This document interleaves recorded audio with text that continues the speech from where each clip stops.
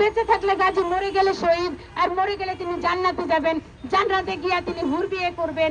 আরে এই মামুনুল সাহেব যখন 501 রিসোর্টে ধরা পড়েছিল, তখন তিনি তার স্ত্রীকে, নিজের স্ত্রীকে, প্রথম স্ত্রীকে বলেছেন, তুমি কিছু মনে করো না, আমি তোমাকে আয়সা বুঝাবো। এই মহিলা হলো হাফেজ শহীদুলের স্ত্রী। আমরা সেই কথা ভুলে যাইনি। যখন ধরা পড়েছিল তখন এই মামুনুল ঝর্ণার পক্ষে কথা বলেছিল এ নাকি তার শরীয়তি বউ। এ কেমন বউ? যে মহিলার সাথে তার বিয়ের কোনো কাবিননামা নাই, রেজিস্ট্রেশন নাই, এমন আরেক শরীয়তি বউর সাথে তিনি ধরা পড়েছিলেন গাজীপুরে।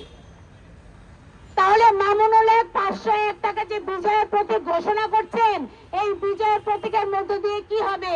যুব সমাজ নষ্ট হবে।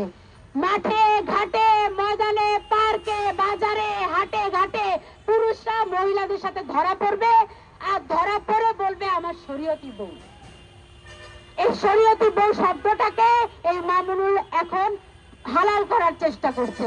যুবক সমাজ যার সাথে তার সাথে ধরা পড়ে বলবে আমার শরীয়তি বউ। যার কোনো রেজিস্ট্রেশন নাই, যার কি কাবিননামা নাই, ধরা পড়লেই শরীয়তি বউ। তাহলে কিভাবে হলো? পরকিয়াকে এই মামুনুল সাহেবরা, বেহাল্লালাপনাকে এই মামুনুল সাহেবরা এখন হালাল করতে চাচ্ছে। মামুনুল সাহেবকে আবার জেলে ঢুকানো হোক, আরেকজনের স্ত্রীকে নিয়ে তিনি যে এই রিসোর্টে যান। আমি তো আমার স্বামীর সাথে রিসোর্টে যাই না, এত দামি রিসোর্টে যার যদি আমরা কোনো সাংগঠনিক কাজে প্রয়োজন বোধে লিখিও, সেখানে আমি আমার নাম লিখি, আমার স্বামী আমার নাম লেখে, তার প্রথম স্ত্রীর নাম লেখে না। এ কেমন শরীয়তি বউ? যে বিয়ে যে হয়েছে তার প্রথম বউ জানেই না, মামুনুল সাহেবের প্রথম বউ জানতোই না যে মামুনুলের এতগুলো শরীয়তি বউ। তাই বলবো শরীয়তি বউ বলে এরা যে ইসলামের অপব্যাখ্যা দিচ্ছে, এদের বিচার হওয়া উচিত। শরীয়তি বলে কোনো শব্দ হওয়া উচিত না বাংলাদেশে। শরীয়তি বউ কি জিনিস? বাংলাদেশের আইন অনুযায়ী রেজিস্ট্রেশন থাকতে হবে। এই যে মহিলাকে ধরে আপনি রিসোর্টে চলে গেলেন আর বললেন আমার শরীয়তি বউ, মহিলা বলবে আমার শরীয়তি জামাই, ডিভোর্স তো হয় নাই। আমরা এইসব বেহাল্লালাপনা দেখতে চাই না। অতএব ওয়াজে উল্টা পাল্টা বক্তব্য আপনারা মনিটর করবেন, ধর্ম মন্ত্রণালয়ের প্রতি আমার উদ্দেশ্য থাকবে।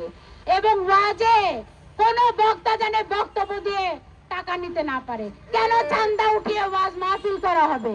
দোকান দোকান থেকে টাকা নিয়ে ওয়াজ মাহফিল করে, আর ওয়াজ মাহফিলের ভিতর হুজুররা চটকদার কথা বলে।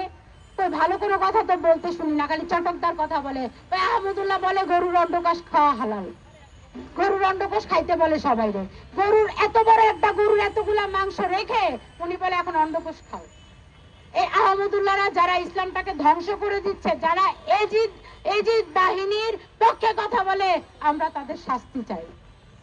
আমরা আমার এই বাংলাদেশে কোনোভাবেই ধর্মবিদ্বেষ চাই না।